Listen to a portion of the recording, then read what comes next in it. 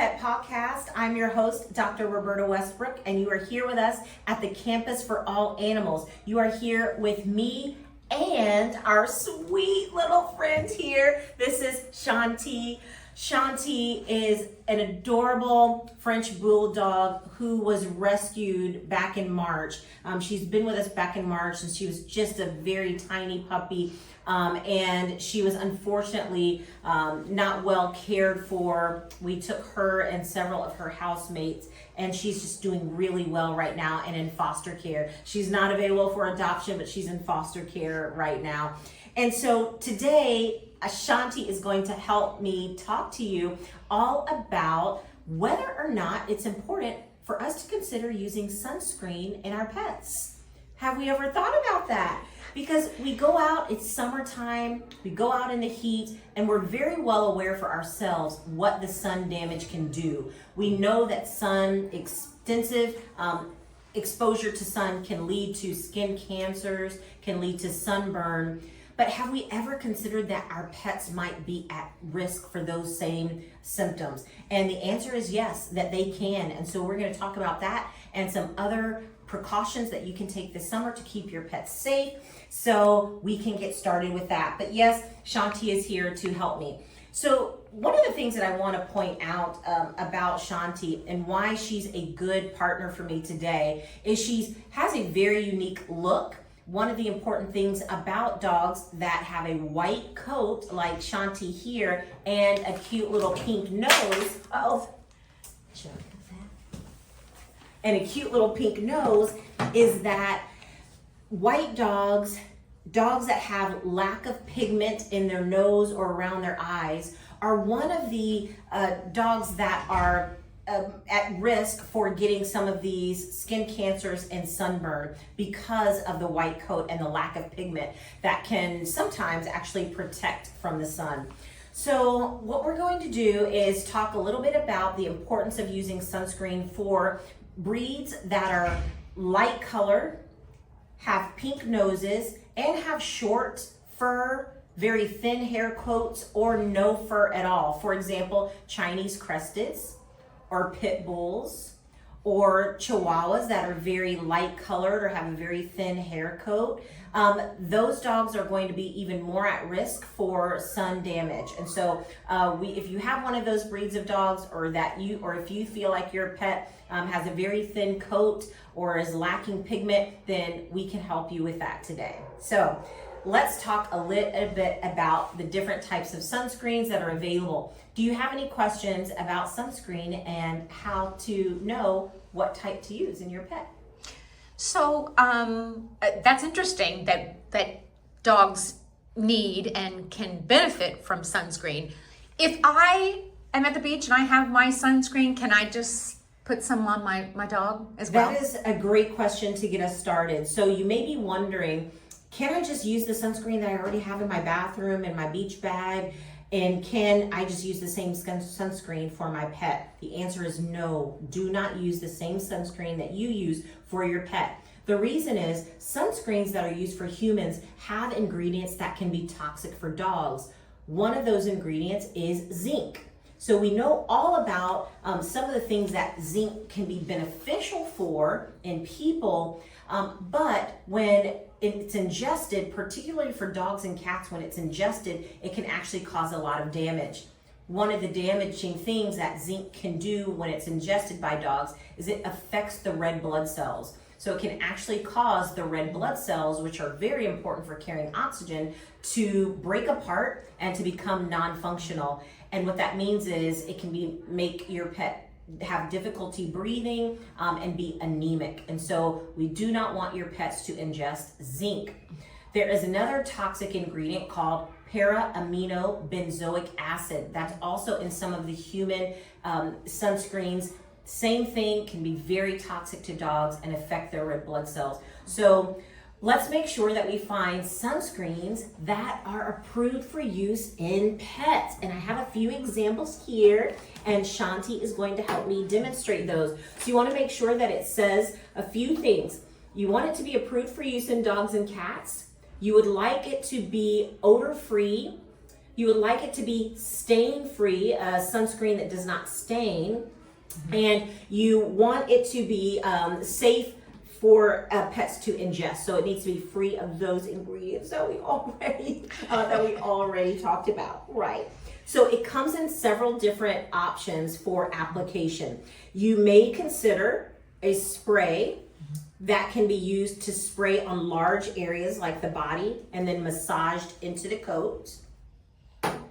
You may opt to use something like this, which is more like a deodorant type stick that can be used to rub on the areas of the large area of the body. For example, Shanti has very thin fur on her belly and it's very pale colored there.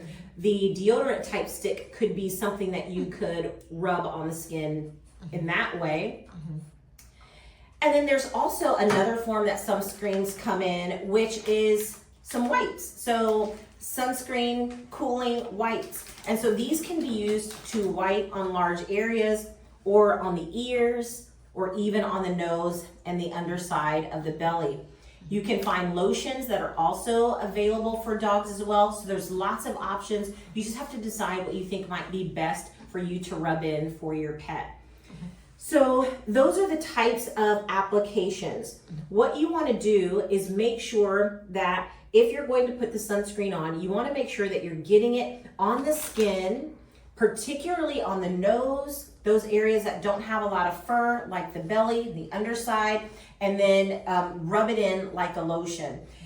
If your pet has somewhat thick fur, you're gonna have to make sure that you work it through and make sure that it gets down to the skin, but make sure that you're getting those exposed areas. For example, one thing that you can do, like for Shanti, is if you have a lotion or maybe even a deodorant stick, putting some of it on your finger or putting some of it on a towel, just like a little lotion, what we're gonna do is we're just gonna pet Shanti here. And then as I pet her, I'm just gonna rub it on her little nose. Oh, you're so sweet. And you can see that she really wants to lick it. And so I wanna make sure that if she does lick it, because dogs can lick their nose, if she does lick it, that it's not gonna be toxic to her. But wiping it on the nose or the insides of her ears are pale. So we can also use that on the insides of the ears. Insides of the ears. Or on the belly. She recently was spayed. And so we can put it on the belly there as well. So there's lots of options for applying the sunscreen. What other questions do you have about sunscreen? So what's the practical part of it in terms of when to use sunscreen?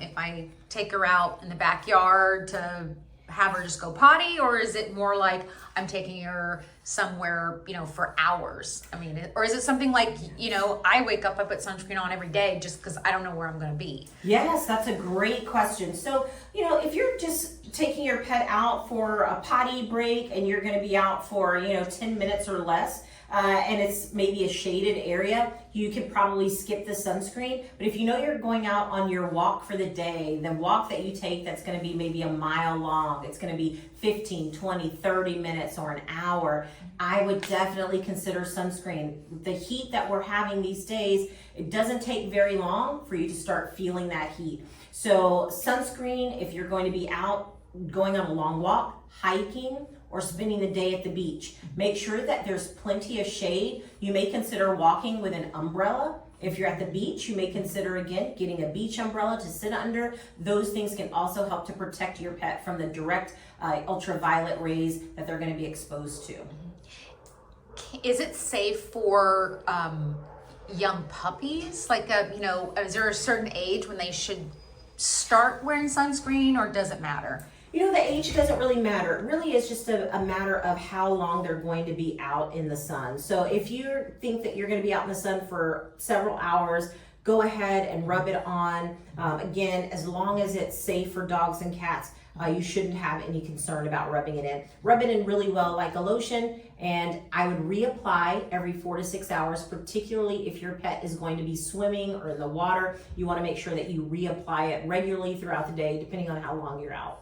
And you mentioned cats. I think some people don't realize what cat is gonna allow us to do that. Well, the way that I do it with cats is you just want to pretend like you're petting them. So you can't give them a clue that you're medicating them in any way, right? They're not going to appreciate that. But if you can mask it in a little massage and a pet, kind of like I did with Ashanti, just rubbing her little nose there or feeling her belly, they oftentimes don't realize that you're actually trying to medicate them in some way. And so just rubbing it in like a massage will be helpful. Now your cat may not be going outdoors, but you might have a cat that sunbathes. If you have a cat that's sitting in the windowsill and maybe there's a little platform to enjoy the sun in the windowsill and they like to roll over on their back or their side and get exposed to the sun, particularly if you have a cat that's very light colored, a white cat, they're going to be possibly exposed to the same amount of sun exposure as your dog that's going out for a walk. So it's still something to consider for the cats, but you may just want to mask the sunscreen application in a nice little massage. So what about the length of their coat? Does that matter? Or is it better to shorten their coat and then allow the sunscreen to be able to be absorbed faster? Right, so what about the length of the coat? Because there's a couple things that we can address with the length of the coat. A pet's coat is very special to them. So we always think of a dog's fur coat or their hair as being something that helps to keep them warm during the winter time. And it does, it protects them from the extreme winter cold. We oftentimes forget that this hair coat can actually be beneficial in keeping them cool in the summer. So what this hair coat can do is when you keep it nice and brushed and get all of the mats out, which regular grooming can do. I recommend brushing your pet regularly, getting the mats out and keeping them groomed, is as they're walking around and playing, air circulates through their coat. And as the air circulates, it can help cool their body off. So the hair coat can actually be beneficial in helping to keep them cool. What you don't want to do is shave the hair down to the skin, because now what you've done is you've removed a protective layer from those direct ultraviolet rays, and now those ultraviolet rays are directly penetrating the skin and can also be more risky in terms of sunburn and can make them overheat faster than if they had a protective layer. Sometimes when I'm going out in the sun, I might actually wear a long sleeve shirt that's very cool because it will protect my skin from the direct sun rays. And that's what the coat does for the dog. It actually can protect them. So talk to your groomer about an appropriate summer hair coat for your pet if you're concerned about that. Because there's some breeds of dogs, particularly those breeds of dogs like Huskies, Samoyeds, Pomeranians, that have double coats. And so they have a nice fluffy undercoat, and then they have a coat on top of that we call guard hairs. And if you shave those particular breeds, it can actually prevent those superficial guard hairs from growing back appropriately, and it can give them an odd look as if they're balding, but also we are interfering with their ability to heat themselves in the winter and cool themselves in the summer. So a groomer, a professional groomer, will be able to determine whether or not you have a breed of dog that should get a summer cut, and if they can, how far down to cut the hair coat. We don't want to shave them all the way down. I've noticed in the stores lately, specifically pet stores, there's all kinds of accessories. You had mentioned, sometimes you wear a long sleeve, light shirt in the summertime to keep the sun off. What about those kind of products? Would getting a sun shirt for your dog, is that going to help them be warmer in the summer? What are your thoughts on clothes? I would consider, if you have a breed of dog that has a very short, thin coat, that you absolutely consider giving them a sunsuit or a sun shirt. Because again, it's going to provide a little bit of a protective layer from those direct ultraviolet rays. So you can go to your local pet store and look for a sun shirt.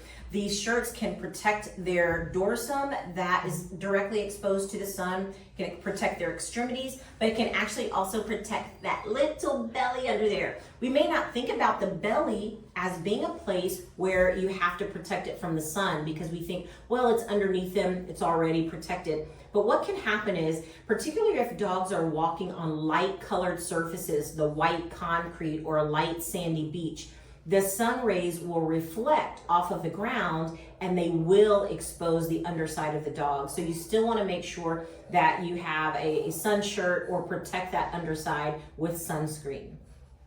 In terms of the different kinds of breeds, I know with a white dog, they're more susceptible, but what about others with like a darker coat? Does the heat, or you should be more concerned about the heat being attracted to that, or as far as worrying about sun protection should be the same as if they had a lighter coat? Yeah, that's a good question, because although darker skinned animals may not be as prone to the sunburn and the skin cancers, although they can still get them, certainly those dark coats can still absorb the heat. But remember, the coat is sort of protecting their skin. And so, yes, the surface of the coat certainly will get hot, but it's still the same rules that apply. Just because you have a dark coated dog doesn't necessarily mean that you want to shave that coat off, because again, you don't want the direct exposure to the sun. So the hair coat is going to do its job and it's going to protect them where necessary. Our job as pet owners is to make sure that they stay very well groomed, bathe them, keep them brushed out, and get the mats off so that we can help keep their coat healthy so it can do its job. What should we be concerned with in terms of, I know some people may still not buy into the idea of like, my dog doesn't really need sunscreen. What are some things that they can, dog and cats, they can get melanoma just like us. Yes, that's exactly right. So there are some specific cancers that can occur because of exposure to the sun over a chronic period of time. And some of those may be melanomas, as you mentioned. There's two others, hemangiosarcomas and squamous cell carcinomas. So there's a few different types of skin cancers that can occur because of chronic exposure to the sun. And so one of the things that you might want to look out for, particularly as your pets get older, is redness to the skin. So areas of the skin that become red and inflamed. You want to look out for any growths. So any superficial masses or growths that develop, particularly those that are very dark in color, that might be a melanoma, or those that kind of look wart-like. There are some benign wart-like growths that happen in older dogs, but sometimes squamous cell carcinomas can appear to be wart-like as well. And then hemangiosarcomas are typically related to cancer in the blood vessels. And so these types of growths will look purple or very dark red, and they will often times be multiple on the skin, multiple dark red or purple blister-like growths on the skin. And so if you see something like that, please contact your family veterinarian so that they can investigate further. And what about, let me see. Some people may think that you don't need to wear sunscreen in the winter, but here in Texas, it can reach as high as 85 degrees in the middle of winter. So yeah. Do we adhere to that, or? Yeah, that's a great question. So, what do you do in the winter time, and how concerned do we need to be in the winter time? It depends on your environment, your climate for sure, but definitely, in tropical areas, southern states here in the U.S., where we don't really have a significant winter, where it actually can be in the 70s and the 80s, even sometimes in October, November, December, you still may want to have sunscreen on your mind as something to consider, particularly if you're active. If you're going out with your dog, you're spending a lot of time outdoors in the sun, it's still a good idea to wear, maybe even year round, because you may not realize that sun is still, even though it's not as bad as it is in the summer, it's still chronic exposure, especially for light-coated dogs or hairless breeds, Chinese cresteds, Chihuahuas, Pit Bulls. I would still consider it. Okay. And can you go over, since we are in it feels like we're smack dab in the middle of summer, but summer is just heating up for us. Can you go over some really important reminders on, in addition to sunscreen, the things that we need to be paying attention to as pet owners, and maybe just kind of looking out for other pets we may see in cars and other places? Yes, reminders, just for general summer health. Again, it's hot. What can we do to prevent some of these serious conditions from occurring? One of them is try to plan out your day. Make sure that you're going out with your pets outside of the hottest hours of the day. So you want to plan your walks to be before 10 o'clock in the morning and maybe after 4 or 5 in the evening. That's because the hottest hours are in the middle of the day, usually between about 10 a.m. and 4 p.m. So that's when you're going to have the most exposure to the sun. If you can plan your walks and your time outside of those hours, that would be good. The second thing is make sure that you are giving your pets some breaks. If you're doing a lot of walking, long walks in the sun, try to take some breaks in the shade so that their body can cool down a bit. If you're going to be spending time outside, carry water. You want to carry water to help prevent dehydration. You want to also carry water for your pets. You can even go to your local pet store and purchase a little harness where on the harness you can have your pet carry his or her own collapsible water bowl and their own water bottle. You can make them work and carry their own backpack around as you guys go on a walk. But you just want to be prepared. You don't want to be caught out in the heat and have your pet overheat because of the sun. You know, another thing that we want to talk about with walking outside for long periods of time, particularly on hot surfaces, even on the sand or concrete, is those surfaces are hot. They're just that hot. And so our little sensitive paw pads here, these little sensitive paw pads can actually sustain pretty severe burns if they're in contact with hot surfaces for too long. It's very much like us being on the beach and you're walking on hot sand and it's really hard to walk on that hot sand. Well, the same thing, we want to protect our pets' paw pads from burns from the concrete. So the way that you do that is, first of all, before you go on a walk, take your own hand, put it on the concrete surface. If you cannot hold your hand there for more than 5 to 7 seconds, it's probably too hot for your pets.